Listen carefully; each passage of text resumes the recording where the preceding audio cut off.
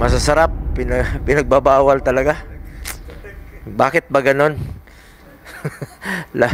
Halos lahat ng masarap bawal. Anyway, meron pong mga konting katanungan pa rito, Secretary. And speaking about Christmas, kumusta po ang preparation ng Department of Health sa maaring, though bumababa na talaga yung kaso ng putok, no? Firecrackers. Maalala ko po sa Davao City, in-implement bigla ni former President Duterte, pinagbawal niya yung paputok.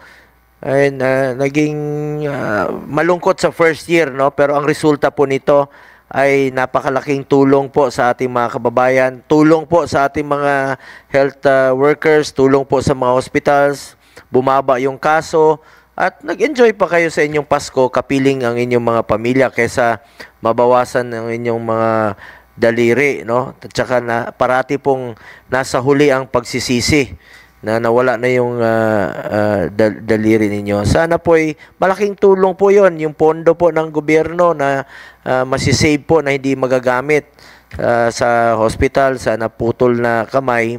Tulong nyo na lang po yon. Maring makapag-celebrate naman po kayo ng Christmas and New Year na iwasan po yung paputok at iwasan pong masaktan kayo o masugatan po.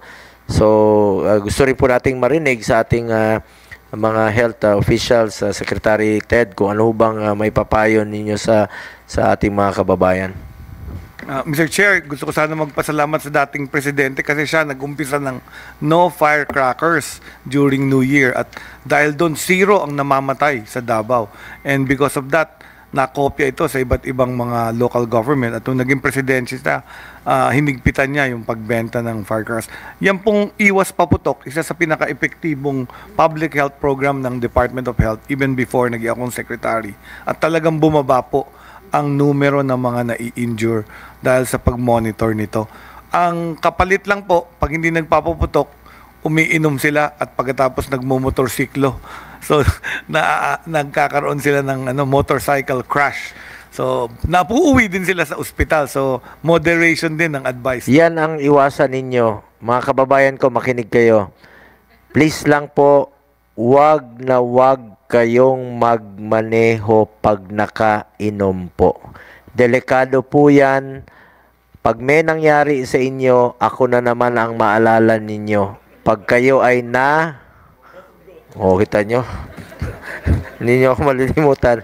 Malala nyo na naman ako. Kaya iwas po Huwag kayong magmaneho pag nakainom.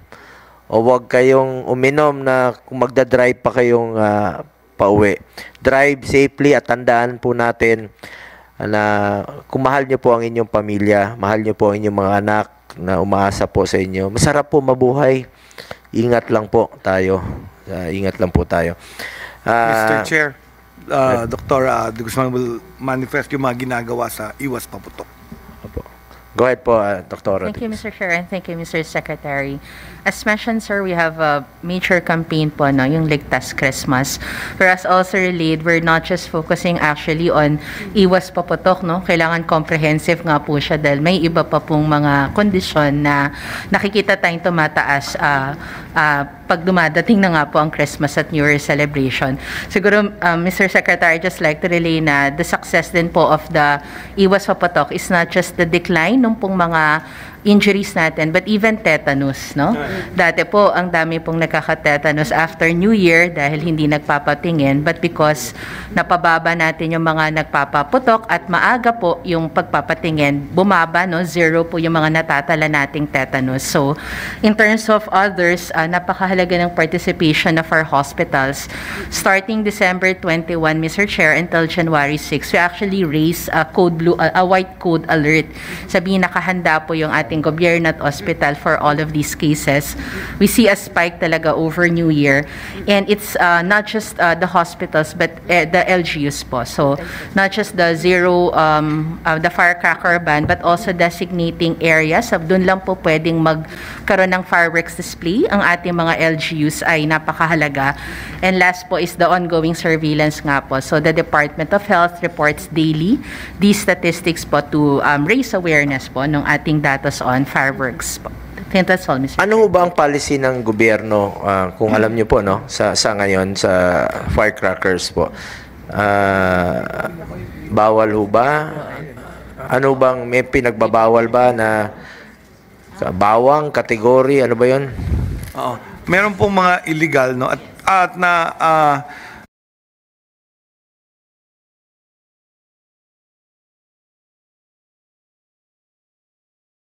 promulgated pa rin yung executive order ng previous President Duterte regarding fireworkers.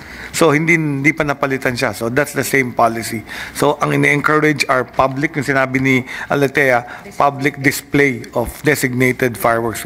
Kung individual ka, huwag ka na magpaputok.